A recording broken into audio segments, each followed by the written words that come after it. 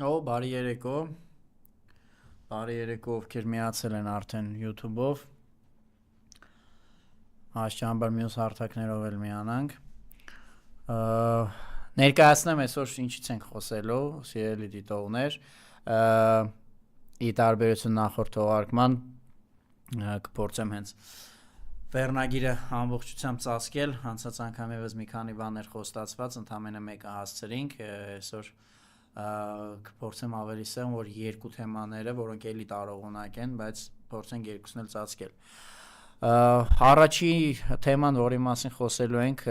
հայ ժողովրդի դեմ իրագործվող բառի ամենաբուն իմաստով ցեղասպանական ռազմավարությունն է, օրինակներ կբերենք, համեմատականներ, էպիզոդային օրինակներ կամ ինչպես գիտնականներս են կոչում, անեկդոտային, այդպես է դա կոչվում։ Բայց նաև տեսական բացատրություններ, տեսական հիմնավորումներ, հավատարիմ նաև մեր հաղորդման ոգուն, որ կոչվում է քաղաքագետի կաբինետ, այսինքն այստեղ ինչքան էլ որ պարզ ամեն ինչ մատուցենք, ամեն դեպքում հիմքում պահում ենք քաղաքագիտական ճշմարտությունները։ Եվ երկրորդ թեման ավելի հողեղեն, այսպես ասած, ավելի այսպես հողին կպած, ավելի միգուցե այժմեական, թեպետ առաջի թեման էլ պակաս այժմեական չի մեղմ ասած, բայց առաջի թեման պրոբլեմի մասին է, որ մեր դեմ վարվում է ցեղասպանական քաղաքականություն, իսկ երկրորդ թեման այդ պրոբլեմի հնարավոր լուծման կամ այդ լուծումը խոչընդոտող երևույթների մասին է, մասնավորապես մեր ներքաղաքական դաշտում ըստ էության 2020 թվականից սկսված եւ մինչ օրս այսօր շարունակվող մի երևույթի մասին, որը ժողովրդական լեզվով կարող ենք կոչել, տարբեր ձև կարող ենք կոչել նախկինատյացություն, կարող ենք կոչել նախկինացավ, մի քիչ ավելի պարզ ժողովրդական լեզվով,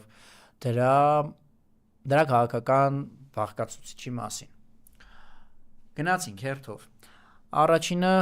մեր դեմ իրագործվող ցեղասպանական արշավի մասին, սա ամենևին չափազանցություն չի, որովհետև երբ որ մեկ ասում են ցեղասպանություն, դա դե լավ ասում են ցեղասպանություն են, չգիտեմ, դերձորն է, բան են,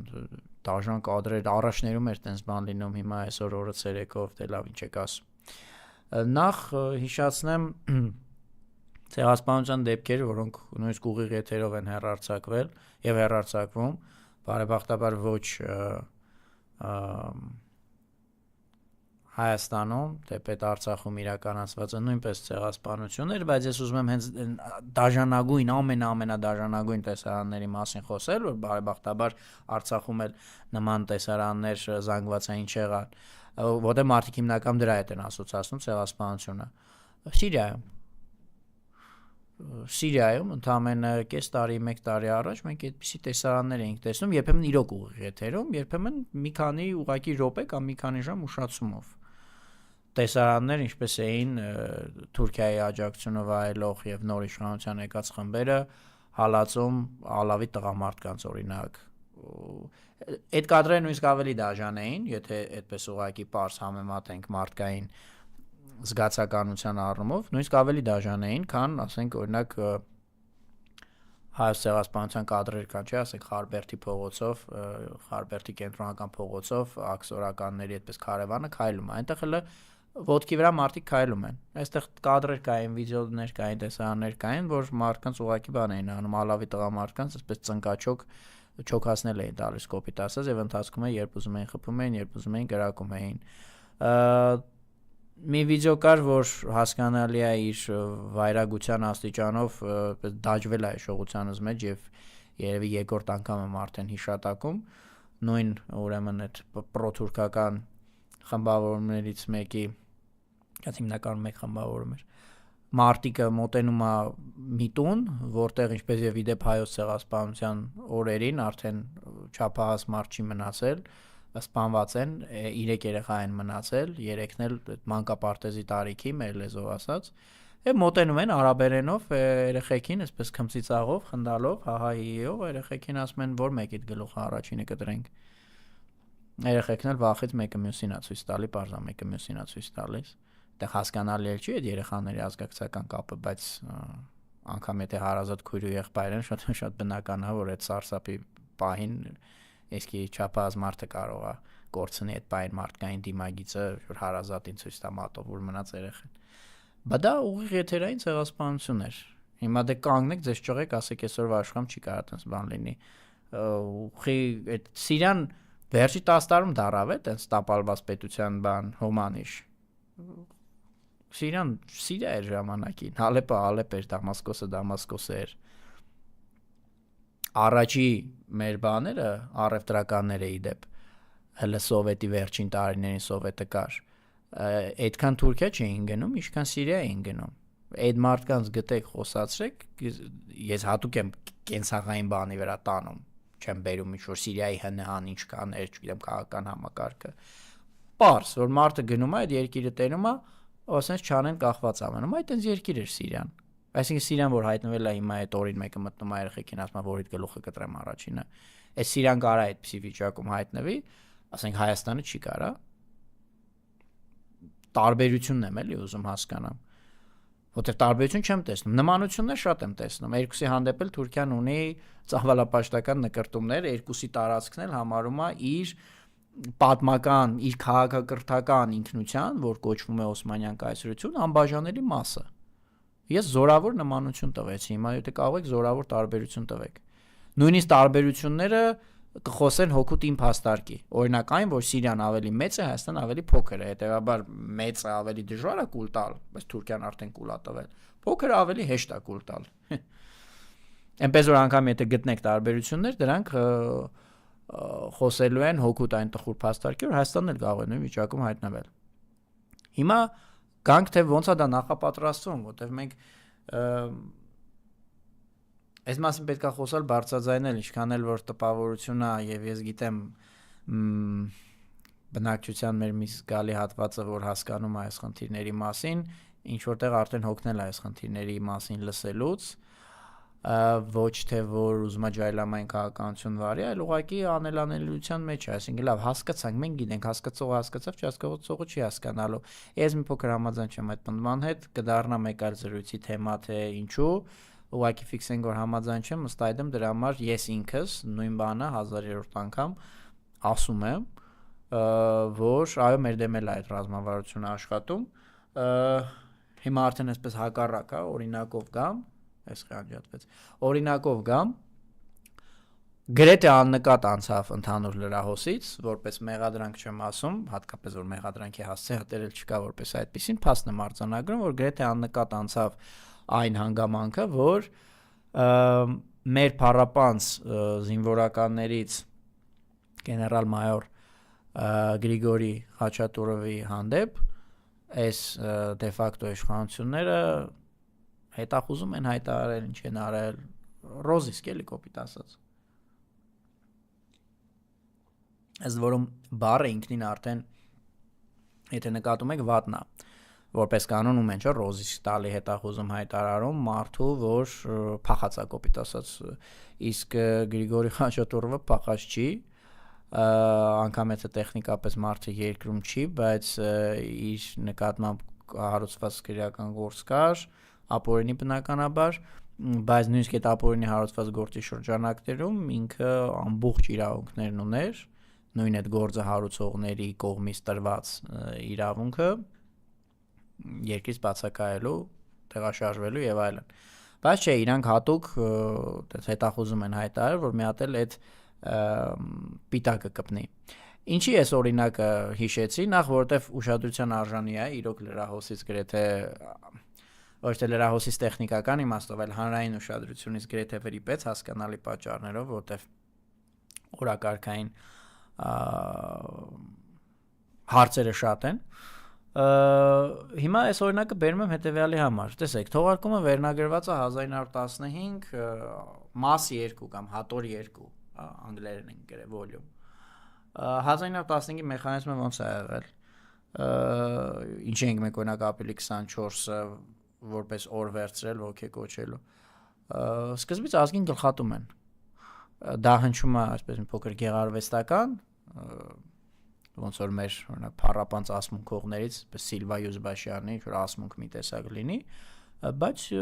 բուն իմաստով դա տեղի ունեցավ նաև ապրիլի 24-ին, բայց կարևոր անգամ բուն իմաստն էլ չի, այլ փոխաբերականը։ Այսինքն ազգը որպես քաղաքական միավոր, որպես հավաքականություն զրկել ղեկավար կամ պոտենցիալ ղեկավարելու ընդունակ տարերից։ Մեկ-մեկ լնում են անդուր մարդիկ, ուրիշ բառ չասեմ, օրինակ հենց հիմա նույն Գրիգորի Խաչատուրովի օրինակն է, ասես օրինակ ազգին գլխատում են, ասին, հա բայց ինքը սենսենես չի ծառայում։ Դե ինչ ասեմ, կարճամիտ, նեղմիտ մտածողություն, չի ծառայում, բայց կարա չէ ծառայի։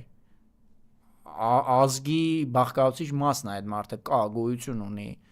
իր փորձով, իր գիտելիքներով, այսօր չի ծառայում, կարող է ծառայի։ Բայց եթե դու մարդուն հետապնդում ես, հալածում ես, բանտարկում ես, եսի ինչ ես անում, ռոզիսկ ես տալի, ստացվում է որ գլխատում ես, որտեվ գլուխը այդ մենակ ինչիով էս պահին այդ գլխի տեղն է զբաղեցնում, գլուխը այն է, ով այդ պոտենցիալ այդ ընդունակությունը ունի կազմակերպելու, առաջնորդելու։ Հիմա եկեք մենք նայենք մեր էլիտայից օրինակ ինչ է մնացել մեր ազգի սերուցքից։ Արցախյան բաժինը գրեթե ամբողջությամբ գլխատված է։ Արցախյան մեր էլիտայի, որը ընդհանուր հայկական էլիտայի մի մասն է, մի ճյուղն է, հիմնական զորավոր ներկայացուցիչները այսօր պատանդարված են Ադրբեջանում։ Եվ այս իշխանությունները մատին չեն տալիս նրանց ազատ արձակման համար, ընդհակառակը իրենց շահերից բխում է դա, վերջերս իդեպ ոչ հենց ռազմաքաղաքական ղեկավարության մասով, բայց Վիգեն անունով էլի պատանդ ունենք Ադրբեջանում, ազգանու ուղղակի հիմա չեմ ուզենա սխալվել, որովհետև այդտեղ Ֆրանսիա, Լիբանանա հայկական հնչողությամբ է, սխալ կասեմ հաստատ, ինքը Լիբանանի քաղաքացի է իդեպ, բնականաբար եկել էր 20 թվականին օգնելու իր հայրենիքին։ Լիբանանի արտաքին գործերի նախարարությանն էին ոնց որ հարցում ուղարկել ինչ է կանում, նրանք էլ ասել էին մենք առավելագույնը անում ենք, բայց պետք է ոնց որ Երևանն էլ մատեմատին տա։ Դե դրանից ավելի պարզ ասել որ Երևանը մատեմատին չի տալիս, մի փոքր դժվար է։ Հիմա Արցախյան էլիտան այդպես մեկուսացված է, շարքից դուրս բերված է այս պահին պատանդի կարգավիճակում է Ադրբեջանում։ Կան առանձին հասարակական քաղաքական գործիչներ արցախցի, բայց գիտեք ոնց որ հիմա ասա բաժակ է եւ կա ասենք գրաֆին կա։ Տարբեր քաշային կարգեր գոյություն ունեն։ Ամենամեծ կազմակերպչական հեղինակային հմտություններ ունեցող մարդիկ չկան այսօր դաշտում։ Եվ նայենք Երևանյան, ասենց ասած, ՀՀ-ի ոնց որ դաշտը։ Ինչքան ազդեցիկ մարդ կար, էլ պիտակավորեցին, էլ անուն կպցրեցին, էլ հալածեցին։ Հիմա այսպես հետապնդում են, անցել են եկեղեցում որպես այդպես վերջի ամենակուռ մնացած կառույց, եկեղեցուն ներսում էլ ընդհանուր եկեղեցուն եթե համարեն գլուխ, եկեղեցուն ներսում էլ գլխատում են ամենակարևոր կենտրոնները, կազմը, այսպես ասած, հալածյալ arczepiskoposների պատահական չի ընտրված։ Իրենք փորձում են իրենց այդպես դեղին մամուլային ձևերով համել հիմա որ համարյա բաց են խոսում, բաց խոստովանում են, ասում են այո, ԱԱՑ-ն պիտի զբաղվի, ԱԱՑ-ն զբաղվում է այդ հարցերով, այդ չի հարցը։ Այդ կիսաբաց խոսալու կոնտեքստում նաև հասկացնում են, որ հա, կոպիտ ասած Արշակ, Միքայել, Բագրատ եւ Մկրտիչ arczepiskoposներին իրենք հատուկ են բան արել, թիրախավորել, որովհետեւ նրանք հավատարիմ են կաթողիկոսին, դե իրենք էլ կաթողիկոսի հետ իրենք ով են ես չեմ հասկանում, որ խնդիր ունենան կամ չունենան կաթողիկոսի հետ, բայց հայտարարում են, որ ունեն եւ մտածում են, որ այդքան կան, բայց իրականում այստեղ խնդիրը զուտ այդ իրանց հետո իրանք այդ հավատարմությունը ուզում են ներկայացնեն մի քիչ հավատարմությունը երկու կողմ ունի, էլի, այդ բառի ազնվական իմաստը եւ այն կենթանական։ Մի անգամ Ստալինը հերթական իր հին զինակիցներից մեկին, որ ժամանակին իրան օգնել էր գնդակահարելու հրամանատալի, գալիս են եժովականները, որ բռնեն, արդեն հասկանում է, էլի, խի են եկել, չեմ հիշում ուղղակի որն էր, բայց հին Լենինյան գվարդիայից էր։ Ասում եմ միած Ստալինին գնացեք ասեք ոնց որ սա է իր հավատարմությունը։ Ասում եմ այդքան պարզ բան, միջնորդել բան պետք չի ուղղակի գնացեք հարցրեք սա է իր հավատարմությունը։ Գնում են որպես այսպես ասած վերջի մարդու վերջի կամքն է, էլի պետք է անեն, գնում են Ստալինին ասում են, դե ասում է գնացեք փոխանցեք, որ հավատարմությունը բնորոշ է կենդանիներին։ Նու սա կիսա ճշմարտությունն է, այսինքն կա հավատարմության եւ այդ կողմը անասնական, բայց կա նաեւ ազնվական կողմը, մարդկային, հոգեվոր, Աստծուց տրված, չէ, Աստված մեզ ստեղծել է իր նմանությամբ։ Հիմա իրանք փորձում են վատ կողմով ներկայացնել, որ դե տենց Գարեգինի հավատարիմներն են, դե իրա բանով գնում են։ Բայց հարցը մենակ այդ չի։ Նախ իրեն Գարեգին երկրորդ ամենայն հսկատողիկոսին իրենք եւ ոչ միայն իրենք հավատարիմ են որդիական հոգեվոր իմաստով, եւ երկրորդ իրենք ամենաազդեցիկներն են ամեն դեպքում հիմա ամենայն հարգանքով մնացած նորմալ ուխտին հավատարիմ, այսինքն նկատի ունեմ ուխտյալ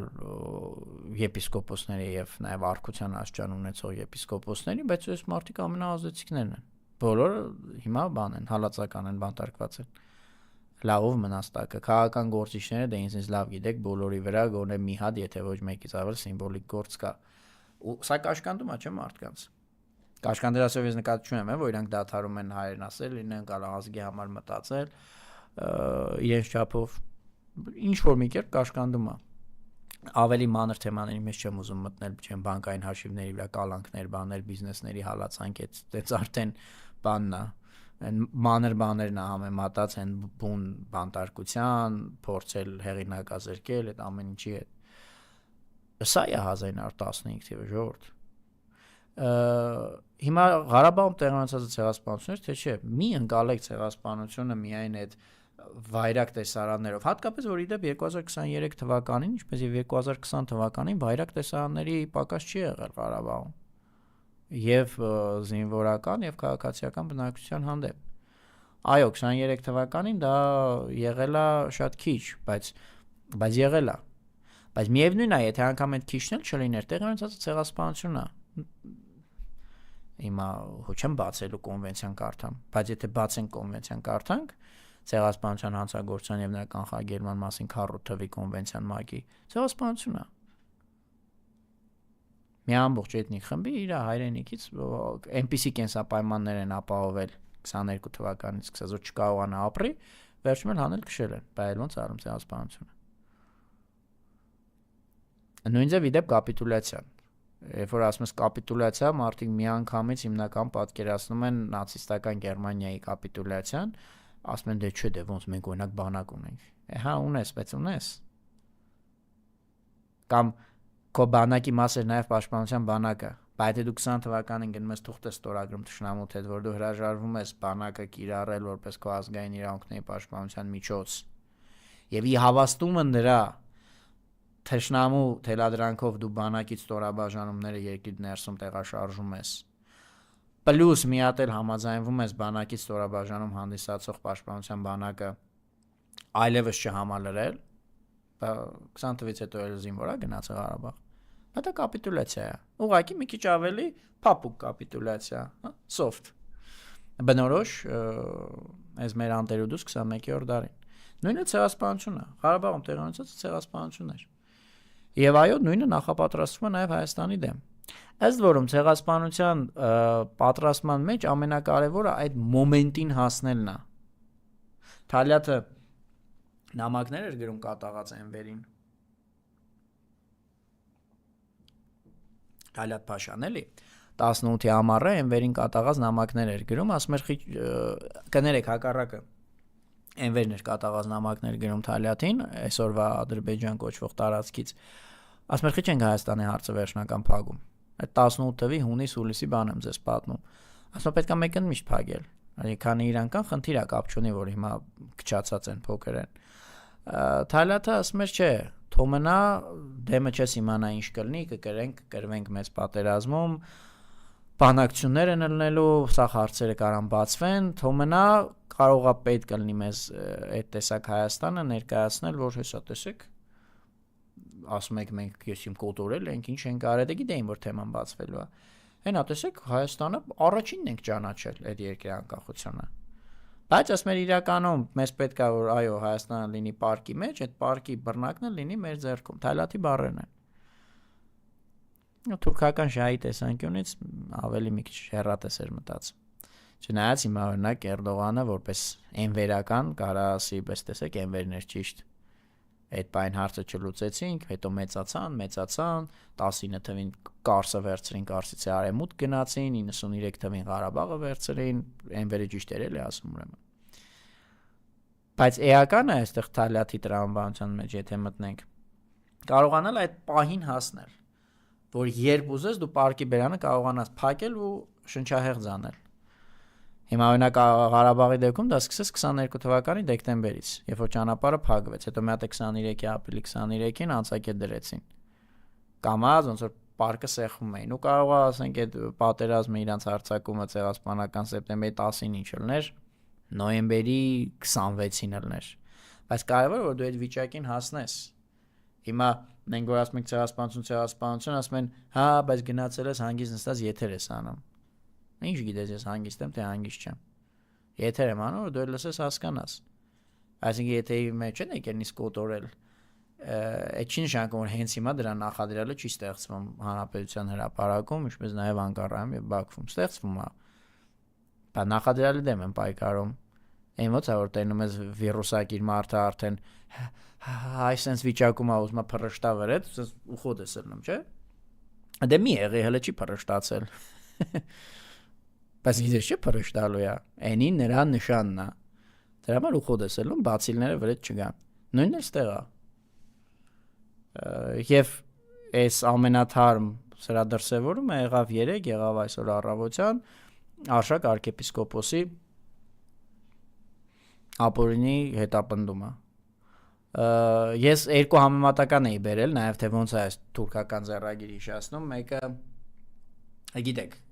ենթադրում եմ Արշակ arczepiskopos-ին կանչել էին քնչական, հերթական հարցազրույցի, դե կանչում են քաղաքացի ես պիտի ներկայանաս ու քնչականի դռան մոտ հետո ԱԱՑ-ն եկել ձերբակալել էր։ Ես համեմատել էի 1915-ին, երբ որ Վանի կուսակալը Ջևդետ Բեյը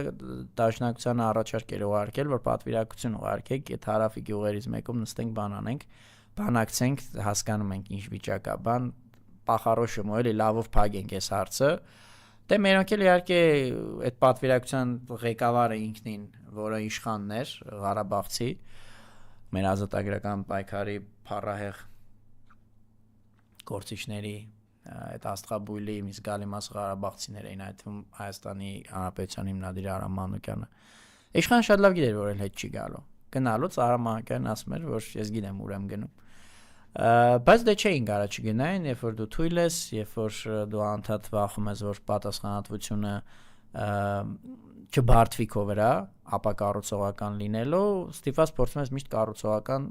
խաղով խաղալ։ Եվ ճիշտ էր իշխանը գնաց, մի հատ քրդի տանը հանգրվանել էին, որ պետք է Ջևդեթը գար այդտեղ բանակցեին, քշերը քրդերը մտնում են ուղակի կրակահերթով բոլորին սպանում են, անցնում են առաջ։ Բայց կանչել էին բանակցության։ Երկրորդ օրինակը որ հիշեցի, արեցին դա այն ժամանակ, երբ որ մեր վեհապար հայրապետը կաթողիկոսը երկրում չի, Ֆրանսիայում է։ Այս հիշեցի, որ ապրիլյան պատերազմն սկսել էր այն ժամանակ, երբ որ նախագահ Սերժ Սարգսյանը կարծեմ Նյու Յորքից Սամալոտի մեջ վերադառնում էր Հայաստան, այդ էլ Տերեդ Մեռնի բանա, օվկիանոսային թռիչք է, էլի, այսինքն 10+ ժամ է տևա։ Բայց իհարկե ինքնաթիռի մեջ կապ կար, էլի, բնականաբար, բայց ինչ որ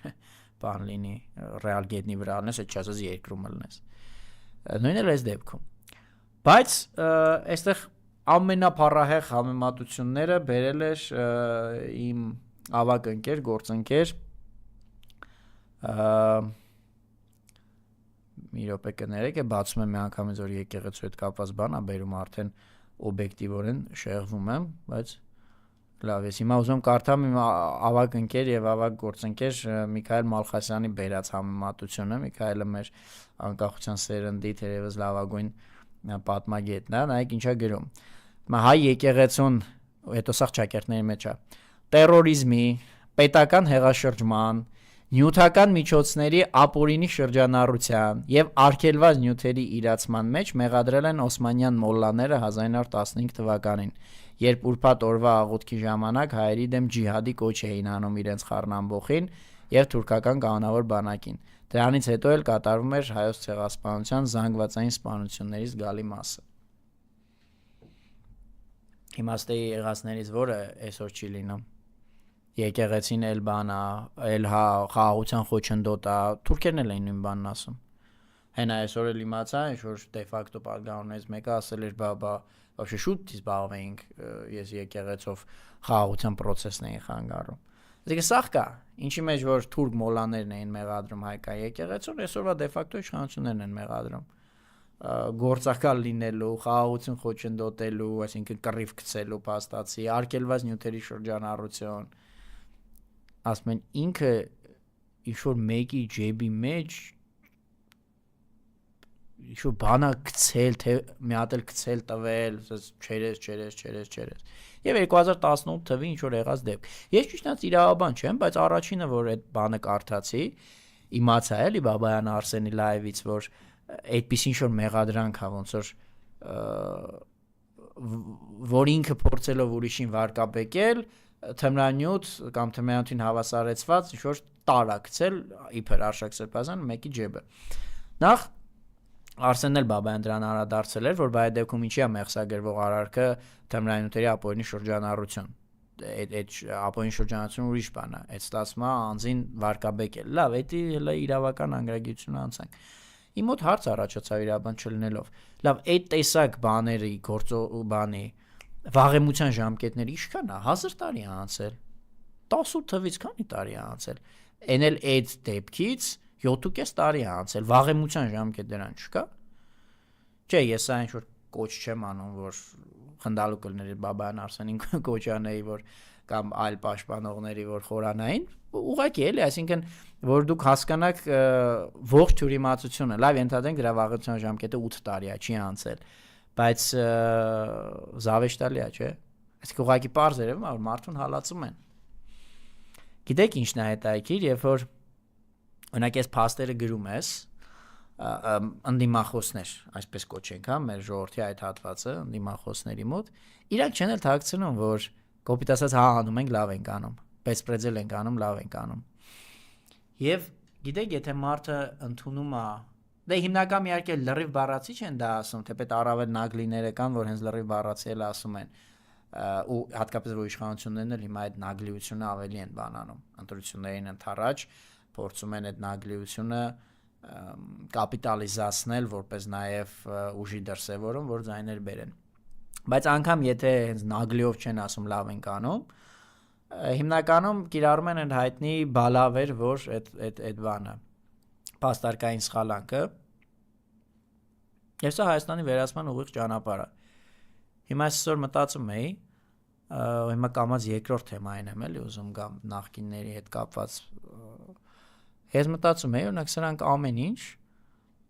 կարան անեն ու արդարացնեն, բառացիորեն ամեն ինչ, ու արդարացնեն այդ բալավեր որով։ Օրինակ Հայաստան բերեն թուրքերի ապրսնելու մեր գլխին կրակ։ Ու ասենք կանես, ասես ախպերես ինչ եք անում։ Ասենք կոնտեքստից կտրած ինչ-որ մի հատ բան ցույց տա։ Հիմնականում այդ նպատակով բան են անում, կեղտոտ մի հատ քարոզչական հնարք ունեն, Սերժ Սարգսյանի խոսքերն են բան անում, կտրում UWC Դիլիջան այդ դպրոցը ինչա այդ հաստատության բացման ժամանակ, որտեղ ասում է, հա լավ կլինի, որ այստեղ նաև ադրբեջանցի երեխաներ սովորեն, հետո մի հարցազրույցել ունի, որ ասում է, հա բա մենք որ ռասիստ չենք, ադրբեջանցին էլ կարար կարգավորումից հետո ապրել Ղարաբաղում, որպես կանոնս երկուսը կտրում են, սա են հրամցնում։ Երևի իմաստը չունի բացատրել, որ ասենք այդ մարդու ասածը ու բերել Հայաստան թուրք այսօրով բնակեցնել լրիվ ուրիշ բան է, որտեղ այն ժամանակ կար Ղարաբաղ, այն ժամանակ մենք հաղթած էինք ու պարզա չէր պատրաստում Սերժ Սարգսյանը գնալ բերեր թուրք երեխեքին լցեր Դիլիջան։ Ինքը ուղղակի ասում էր, որ այդ տեսեք, միջազգային հանրության հետ էր խոսում, տեսեք մենք ինչքան կառուցողական ենք։ Էս էր զուտ։ Ու ելը ասում են, ժամանակ կոնտեքստն էր, որ նույնիսկ եթե այն ժամանակ 5 հատ թուրք գար Դիլիջանում ապրեր, Դիլիջանը չէր դատարկվելու դրանից։ Հələ մի բան էլ Դիլիջանցին sense բանով էր նայելու, որ բա մենք կրել ենք ձեզ բան եւ այլն։ Հիմա 5 հատ թուրք գա Դիլիջանից բան չի մնա։ Պայմանական Դիլիջանից էլի։ Նենց չի Իջևանից կմնա կամ Եղեգնաձորից կմնա։ Բայց իրանք կբերեն թուրքերից թե կբնակեցնեն ու այդ ընդդիմախոսների բանը կփորձեն դրանով փակել, որ հեսա բալավ էր որ։ Այսինքն իրանք անընդհատ անցյալը դեմոնիզացնելով, անցյալի հետ կռիվ տալով իրականում ուզում են ապագան վերացնել։ Հա։ Եվ իրանք են ուղիղ շահառուն այդ նախկիններ կոչված թեմայի։ Եվ այստեղից ես շատ սահուն աննշմար քայլերով ուզում եմ անցում կատարել թեմայի երկրորդ մասին։ Նախ ընդհանրապես ինչի մասին է հիմա տես խորհրդավոր որ գրել ենք նախկինների հանգիստ չթողնելու մասին, ինչ նկատի ունենք։ 2020 թվականից սկսած կա տարածված մի մոլորություն եւ ես խոսքի շարունակության ընթացքում եւ նաեւ այլ ձևաչափերով պատրաստ եմ շատ հանգամանալից կերպով ապացուցել փաստային կերպով որ դա մոլորություն է, որի փր ժողովուրդը չի սիրում, որ նախկինները ունեն բարձր հակավարկանիշ, առանձին վերցրածա ճիշտ է, բայց սա էլ է կիսա ճշմարտություն, հիմա դրան էլ կգա։ Ուստի ձայներ հավաքելու համար պետք է, եթե ոչ հավասարապես թիրախավորել եւ այս դե ֆակտոին եւ նախկիններին հավասարաչափ կամ առհասարակ նույնիսկ նախկիններին ավելի շատ, որովհետեւ իրանք ունեն շատ բարձր հակառեյտինգ, այսինքն բարձր ասած մարդիկ իրան շատ չեն սիրում, մենք էլ որ տես դնենք մարդկանց սրտից ջուր խմենք, կստանանք իրենց ձեները։ Հիմա ես այս երևույթին շատ եմ անդրադարձել հատկապես մեր գործընկեր հայելի ակումբի հարթակում ավելի абստրակտ եւ ավելի տեսական ձևերով, նույնիսկ տեղ ազգային բարոյական, որ լավ ախպեր հանգիստ թողեք այդ մարդկանց, այդ մարդիկ լավատ Արցախյան առաջի հաղթական պատերազմի համակերտողներից են, ինչ եք ուզում այդ մարդկանցից, այսինքն չկա вообще հարգանք, պատիվ, ասենք լրիվ վերացել է, լավ է քաղաքականը մի կողմ, բայց այսօր ես թվերի լեզվով եմ ճիշտ նայած ուզում խոսել, մեր հետևորդների մի մասը վստահ եմ տեղյակ է, որ այս աշնանը հայկական նախագիծ կազմակերպությունը իրականացրել է սոցիոլոգիական հարցում, որը կոչվում է հայկական մտքաչափ, անկախ սոցիոլոգիական հարցում, այսինքն որպես այդպիսին պատվիրված այն չի եղել է ինքնապատվիրված եւ կյանքի է կոչվել մեր աջակիցների, նվիրատուների եւ մեր կազմակերպության կարողությունների հաշվին։ Հիմա տեսեք, ինչ են հաստատում այդ հարցումները, այս մեծ պնդումից, որը ես կոչեցի մոլորություն, իդեպ ինքը պնդում է մեծ, որը ենթապնդումներից է բաղկացած։ Հիմա հերթով գանք։ Արդյոք նախկին ղեկավարները, հիմնական նախկին, որ ասում են Քոչարյանին ու Սերժ Սարգսյանին նկատի ունեն, էլի մի քիչ Լևոնի հարցը անիմաստ է այս կոնտեքստում դիտարկել, արդյոք Ռոբերտ Քոչարյանն ու Սերժ Սարգսյանը ունեն հակավարկանիշ։ Այո, ունեն, բայց հակավարկանիշ ունեն բոլորը։ Այդ թվում Հայաստանի դե ֆակտո ղեկավարը, Պարագլուխը։ Այսինքն այստեղ արդեն զուտ պարս 6-7-րդ դասարանի դպրոցականին որ սա ասես, կարող է մոտը այսպես արկայցի էլի ասի, բայց եթե նրանք էլ ունեն, խնդիրը ներկային փոխելն է, ոչ թե նախկինը փոխելն է, այսինքն ներկայիս իշխանությանը կարաս փոխես նախկին իշխանությանը, ինչ փոխես անցած գնացածա։ Եթե խնդիրը ներկայիս իշխանությանը փոխելն է եւ ներկայիս իշխանությունն էլ ունի մեծ հակավարկանիշ, ինչի դա չփորձել կապիտալիզացնել։ Այստեղ արդեն են բաներ կան, չէ՞, գիտաֆանտաստիկ, սարսափ ֆիլմեր կան, որ ինչ-որ բայից հերոսը հասկանում է, որ այստեղ մի բան է ինչի։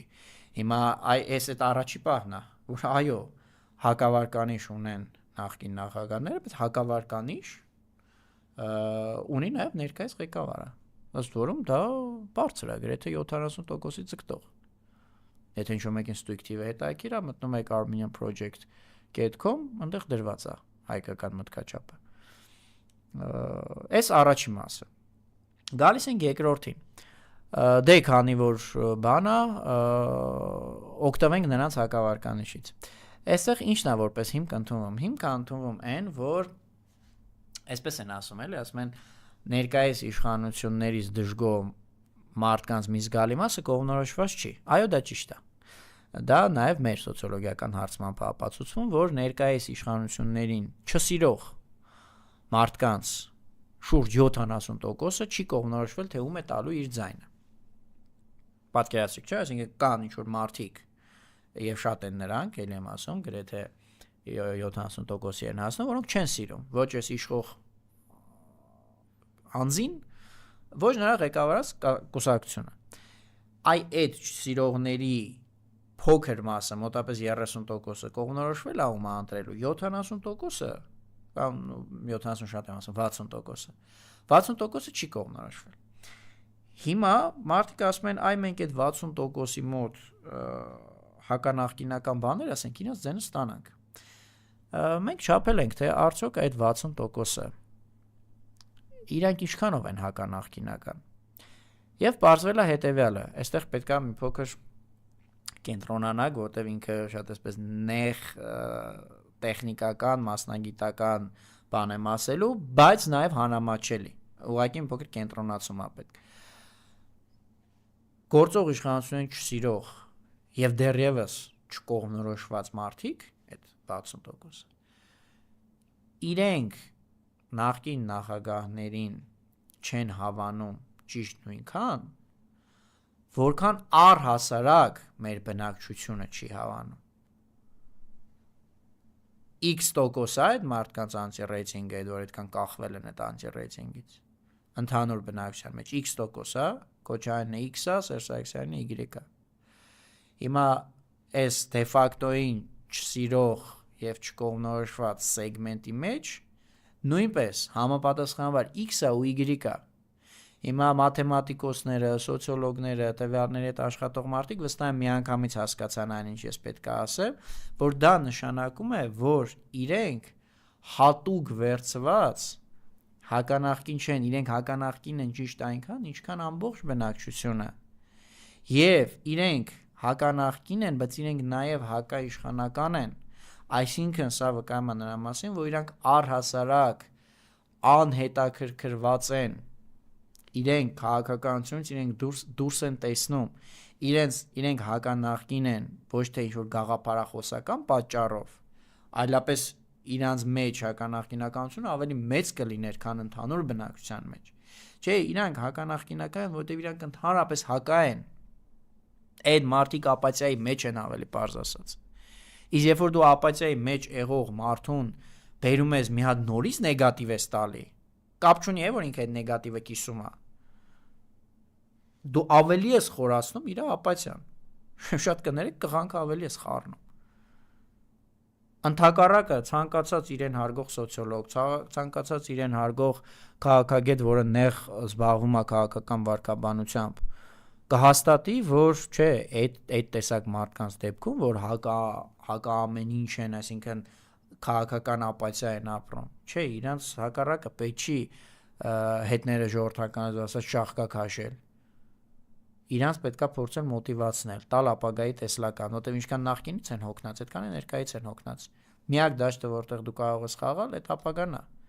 Իսկ դու ոչ թե պետքա փորձես ամպլիֆիկացնել այդ առանց էնել եղած նեգատիվը, այլ տալ պոզիտիվ։ Կներեք, եթե շատ այսպես նեղ մասնագիտական եղավ, ես շատ եմ խոսել նաև սրա պարզ, ավելի հանրամատչելի կողմի մասին, որ ապեր հակաիշխանական դաշտում ընդհանրապես իրար հանդեպ քննադատություն չպետք է լինի։ Այդ քննադատությունը ինքը ռեսուրս է, ջանք է, ժամանակ է, որը դու ոչ թե փոխանակ ուղեք հիմնական թիրախին, ուղում եք իրար մեջ։ Դուք դրանով լավություն եք անում հիմնական թիրախին։ Հիմա նույն թեզն եմ պաշտպանում, ավելի абստրակտ, ավելի տեսական կողմով, որը իդեպ ավելի պարզ է, ավելի հասկանալի է, որ բոլոր ջանքերը պետք է ուղղվեն այնտեղ, ներքին տարաձայնությունները պետք է զմռսվեն, թաղվեն, լավ կլինի նաև հարթվեն, վերացվեն առհասարակ, եթե ոչ գոնե մի ձև պարտակվեն, բայց նաև սրա օգտին է խոսում մաթեմատիկան, որը մի քիչ ավելի դժվար է, էլի абստրակտ բանի շուրջ կարելի է հələ բանավիճել, թեպետ այդ абստրակցիան էլ է հենվում գիտական մոդելի վրա, բայց այն որ 2.2 հավասար 4, դե մի քիչ դժվար է վիճել։ Հիմա այստեղ էլ եմ ասում 2.2 հավասար 4։ Այդ խավը մեր բնակչության, որը այո չի սիրում ներկայ իշխանություններին, այսինքն պոտենցիալ էլեկտորատ անդիմության որևէ մի խմբի համար, բայց նաև չի սիրում, ասենք, նախկիններին, իրանց գնաս իդեպ, նաև եթե գնաս իշխանության դեմ հակաբաներ ասես, էլի գրեթե նույն զրոյական արդյունքն է լինելու։ Իրանք դա արդեն գիտեն։ Այսինքն իրանց պետքա ուրիշ բան տալ։ Հիմա սա պրոյեկտը մեր վրա ազգային դաշտում, երբ որ հայտնի թեզերը անդադասվում են, միշտ ոնց էլ չլինի, որ մեկը կանգնում է, ասում է, «Այդ գիտենք ինչ անենք»։ Այդ ինչ անենքը մարդը ապագայի հետ կապված տեսլական է ուզում ստանա, որտեվ անցյալը իր համար պարզ է, ներկան պարզ է, ինքը լավ ապագա է ուզում։ Գնացեք լավ ապագայից, խոսացեք ինչ է կախվել մարդկանցից։ Հատկապես, որ շատ կներեք, այդ մարդիկ Ռոբերտ Քոչյանը, Սերժ Սարգսյանը ունեն էլեկտորալ նաև վարկանիշ, իրենց ղեկավարած թիմերով, կուսակցությունով, մի դեպքում ունեն մոբիլիզացիոն պոտենցիալ, այսինքն հիմա ինչ անուղակի թուրքի ջրաղացին եք ջուր լսնում, այսքան մարդու բռնել են, այսքան մարդուն հալածում են, բան եք դառնում էլի, սա ուչասնիկ հանցակից եք դառնում ես նույն պլանին, ուղղակիորեն կամ անուղղակիորեն ինչ եք ուզում։ Եվ ի վերջո, մեր դեմ գործում է համակարգ, մի ամբողջ դաշտ հակահայկական։ Ով է այդ զորավորը աժդահան, որ մտածում է, որ միայնակ, անգամ եթե միայնակը քաղաքական ուժ է, կարող է այդ դաշտին հաղթել, անհնար է, դաշտով են հաղթում, թիմին թիմով են հաղթում, անձը անձին է հաղթում, շախմատիստը շախմատիստին, բեյսբոլիստը բեյսբոլիստին։ Հիմա եթե դուք ուզում եք հաղթանակ տանել այս իշխանությունների հանդեպ, ապա դա պետք է լինի դաշտով։ Ազգային դաշտ բառակապակցությունը մեր կազմակերպության համեզ ներդրումներից մեկն է հայկական քաղաքական լանդշաֆտ, քաղաքական խոսույթի մեջ, եւ դրա տակ շատ մեծ իմաստ կա։ Մենք պետք է դաշտով խաղանք։ Այո, սա չի նշանակում, որ այդ դաշտը մոնոպոլիզացված է։ Եթե կան խաղացողներ, որ կարող են մտնել եւ ավելացված արժեք բերել այդ դաշտ, ապա խնդրեմ։ Բայց դաշտի եղած ռեսուրսները իրար մեջ վերաբաժանել, առավել եւս իրարից խլել, իրարից ռեսուրս խլել, իրար անվանարկել, իրարից շտաբի պետեր, հանձնաժողովի անդամներ բանանել, խլել չի կարելի։ Սաղ իմաստը է, այո, սաղ իմաստը այդ 60%-ին բերելն է, ապա կողմնորոշված։ Բայց հիմա պատկերացրեք, իրանք այս դաշտում չեն, դաշտից դուրս են, իշխանության դաշտում էլ չեն, մեջտեղ ինչ-որ միտեղ կանգնած են։ Եվ այս դաշտի ներսում մարդիկ իրար վրա են գոռում։ Ասենք հավանականությունը, որ մարդը պետք է գա մտնի այդ գժանոցի մեջ, ինչքան է։ Պետք է համերաշխություն լինի, որ դա մարդուն գրավի։ Ասի փաստորեն այս մարդիկ ճիշտ են ասում, ամեն մեկը իր ձևով, բայց սաղել ուզում են փրկել հայրենիքը, այս մի հատ ընդհանուր դաշտ է։ Սրա մասին է այսօր ուզում խոսալ, որովհետև թեման ոնց որ թե ըստ որում անձերը կամ անձինք կամ ուժերը չեն, սա երևույթ է։ Հիմա մեկի մոտ այդ գայթակղությունը կարող է մի քիչ շատ կա, մեկի մոտ ավելի քիչ կա, մեկը արտահայտում է, մեկը չի արտահայտում, մեկը ապաշխար է անում, մեկը տակից է անում, էական չի, բայց ընդհանուր առմամբ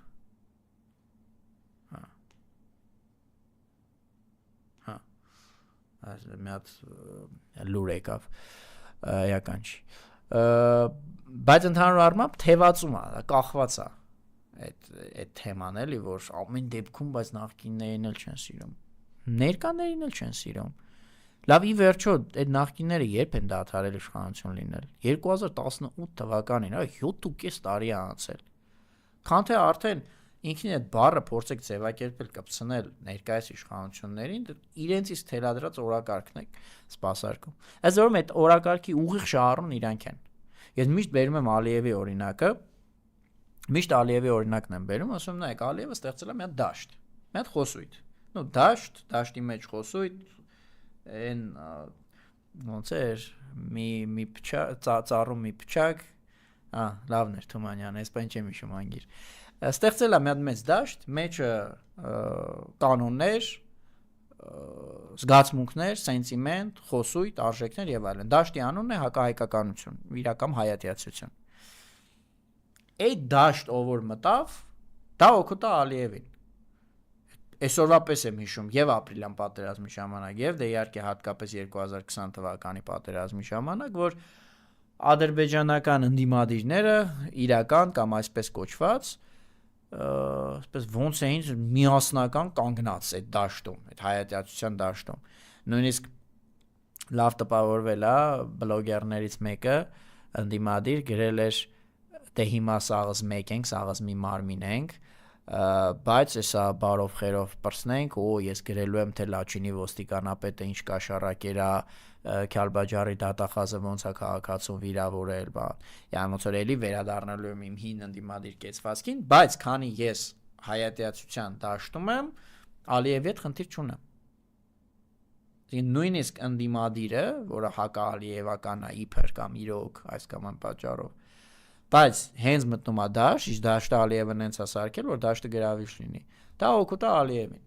Այդ բանը ասենք պատերազմ է, Ալիևը պատերազմ է վարում, այդ մարդն իրան չի քննադատում, օգուտ է։ Ավելին հələ մի հատ էլ հայրենասիրական խոսույթ է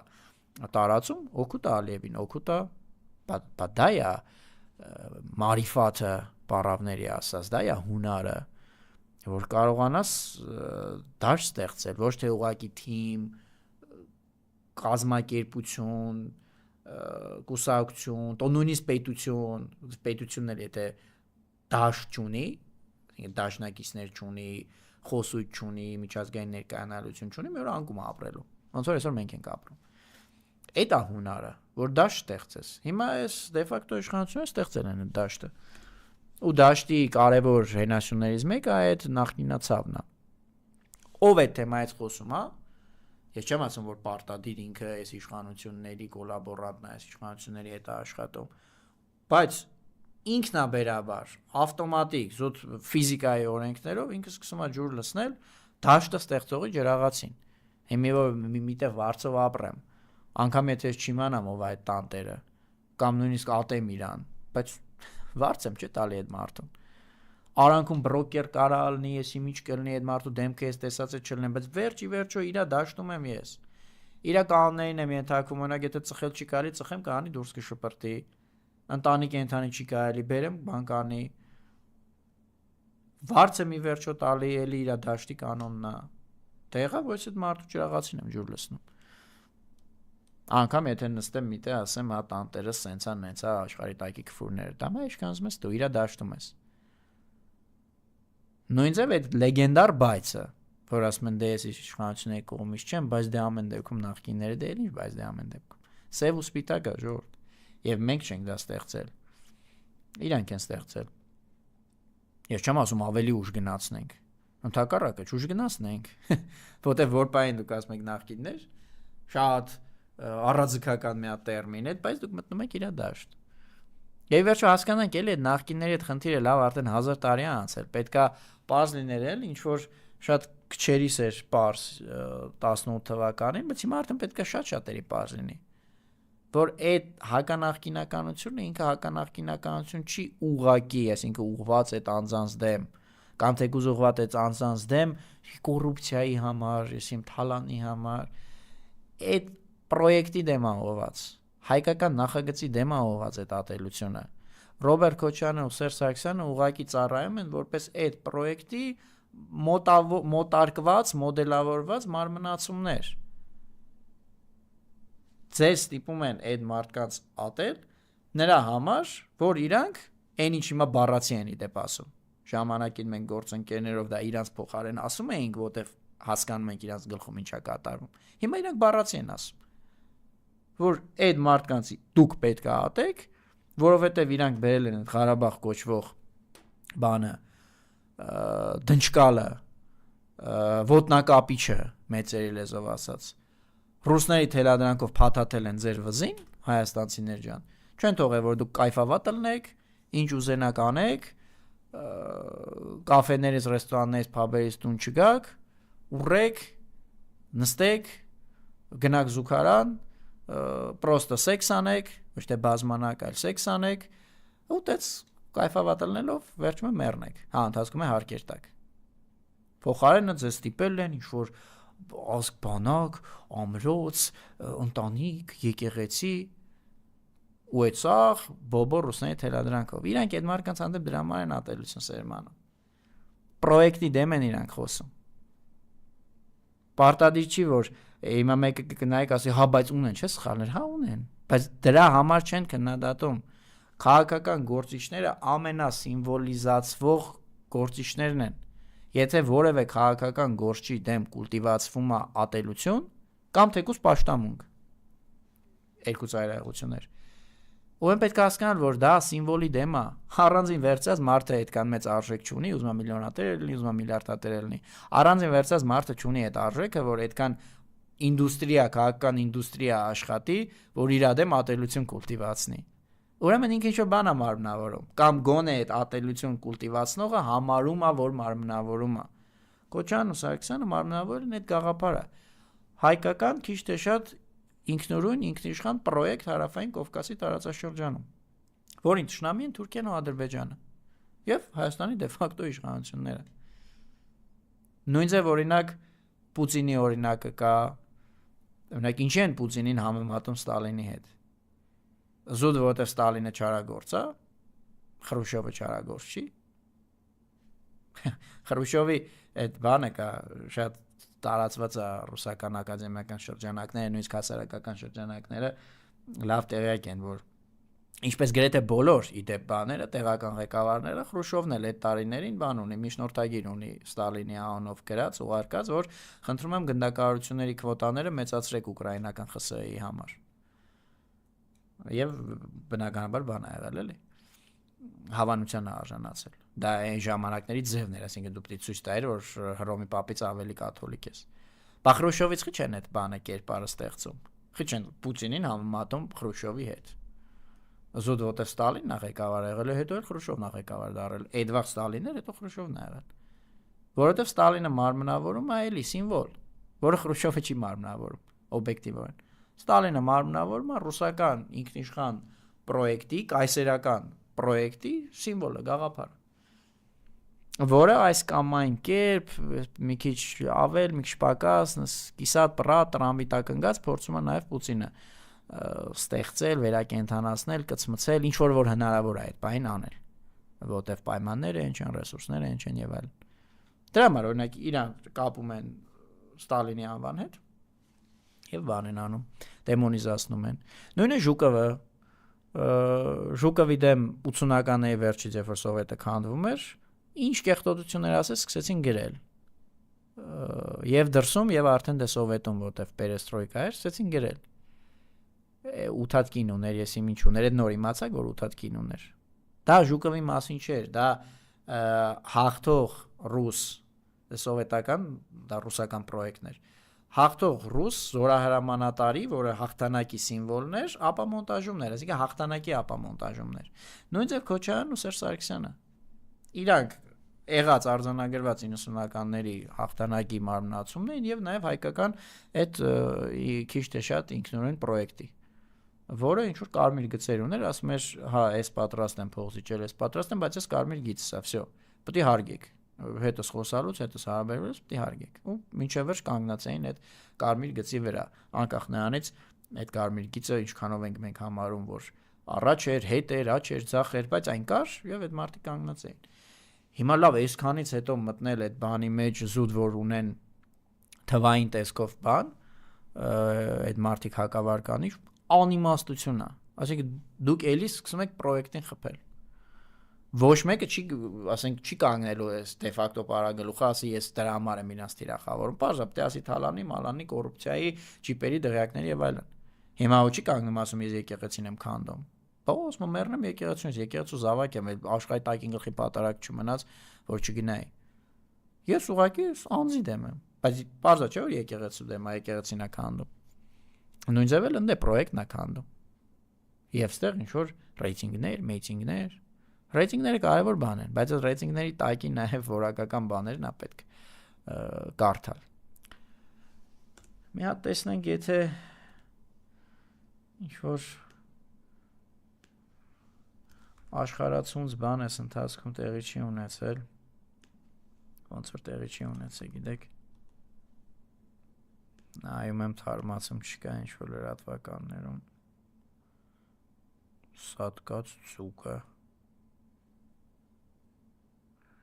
լավ է, ինչ-որ անկապություններ։ Չէ, Ժողովուրդ ջան, չունենք, այսօրվա մեր խոստացված օրակարգն էլ ավարտվեց, մենք քաղաքագետի կաբինետի շրջանակներում կհանդիպենք այսմ հաջորդ 3 շաբթի, այդ մեր մոտ լինում է վայթե դեկտեմբերի 9 նույն ժամերին, պինդ եղեք, վերջում ամեն ինչ լավ է լինելու, իսկ եթե լավ չի, ուրեմն դեռ վերջը չի։